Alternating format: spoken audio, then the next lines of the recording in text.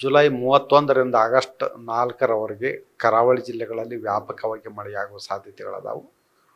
ಉತ್ತರ ಕನ್ನಡ, ಉಡುಪಿ ಹಾಗೂ ದಕ್ಷಿಣ ಕನ್ನಡ ಜಿಲ್ಲೆಗಳ ಕೆಲವು ಕಡೆ ಭಾರೀ ಹಾಗೂ ಅತಿ ಭಾರೀ ಮಳೆಯಾಗುವ ಸಾಧ್ಯತೆ ಇರುವುದರಿಂದ ಜುಲೈ 31, ಆಗಸ್ಟ್ 1, 2, 3ರಂದು ಆರೆಂಜ್ ಅಲರ್ಟನ್ನು ಕೊಡಲಾಗಿದೆ. ಕರ್ನಾಟಕದ ಉತ್ತರ ಒಳನಾಡಿನ ಜಿಲ್ಲೆಗಳಲ್ಲಿ ಜುಲೈ 31ರಂದು ಹಲವು ಕಡೆ, ಆಗಸ್ಟ್ 1ರಿಂದ 4ರವರೆಗೆ ಕೆಲವು ಕಡೆ ಮಳೆಯಾಗುವ ಸಾಧ್ಯತೆ ಐತಿ. ಜುಲೈ 31ರಂದು ಬೆಳಗಾವಿ, ಧಾರವಾಡ ಜಿಲ್ಲೆಗಳ ಕೆಲವು ಕಡೆ ಭಾರೀ ಹಾಗೂ ಅತಿ ಭಾರೀ ಮಳೆಯಾಗುವ ಸಾಧ್ಯತೆ ಇರುವುದರಿಂದ ಬೆಳಗಾವಿ ಜಿಲ್ಲೆಗೆ ಆರೆಂಜ್ ಅಲರ್ಟನ್ನು, ಧಾರವಾಡ ಜಿಲ್ಲೆಗೆ ಯೆಲ್ಲೋ ಅಲರ್ಟನ್ನು ಕೊಡಲಾಗಿದೆ. ಉಳಿದ ಜಿಲ್ಲೆಗಳಲ್ಲಿ ಹಗುರದಿಂದ ಸಾಧಾರಣವಾಗಿ ಕೆಲವು ಕಡೆ ಮಾತ್ರ ಮಳೆಯಾಗುವ ಸಾಧ್ಯತೆ ಐತಿ. ಕರ್ನಾಟಕದ ದಕ್ಷಿಣ ಒಳನಾಡಿನ ಜಿಲ್ಲೆಗಳಲ್ಲಿ ಜುಲೈ 31ರಿಂದ ಆಗಸ್ಟ್ 4ರವರೆಗೆ ಕೆಲವು ಕಡೆ ಅಂದರೆ 50%ಕ್ಕಿಂತ ಕಡಿಮೆ ಪ್ರದೇಶದಲ್ಲಿ ಮಳೆಯಾಗುವ ಸಾಧ್ಯತೆ ಐತಿ.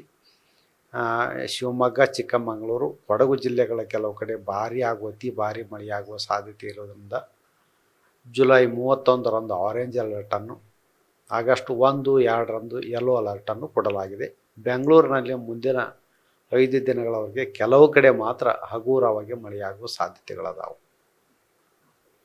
ಸರ್, ಈಗಾಗಲೇ ಬೆಂಗಳೂರಲ್ಲಿ ನಿನ್ನೆಯಿಂದ ತಂಪಾದ ವಾತಾವರಣ, ಜನಕ್ಕೆ ಯಾವ ರೀತಿಯಾಗಿ ಮಳೆ ಆಗುತ್ತೆ? ಅದ ಬೆಂಗಳೂರಿನಲ್ಲಿ ಮುಂದಿನ 5 ದಿನಗಳವರೆಗೆ ಹಗುರದಿಂದ ಸಾಧಾರಣವಾಗಿ ಮಳೆ ಆಗುತ್ತೆ. ಬೆಂಗಳೂರಿನಲ್ಲಿ ಅತಿ ಭಾರಿ ಮಳೆಯಾಗುವ ಸಾಧ್ಯತೆಗಳಿಲ್ಲ.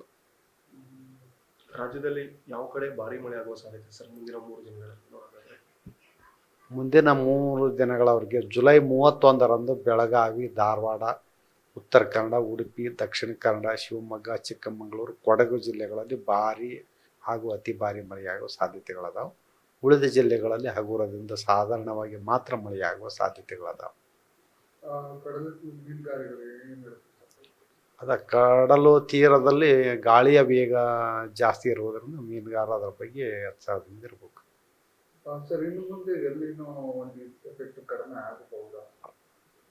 ಈಗ ಇನ್ನೂ ಅಲ್ಲ, ಈಗ ಅಷ್ಟು ಸದ್ಯದ ಮಟ್ಟಿಗೆ ಎಲ್ಲಿನೂ ಪರಿಣಾಮ ಕಡಿಮೆ ಆಗಲ್ಲ.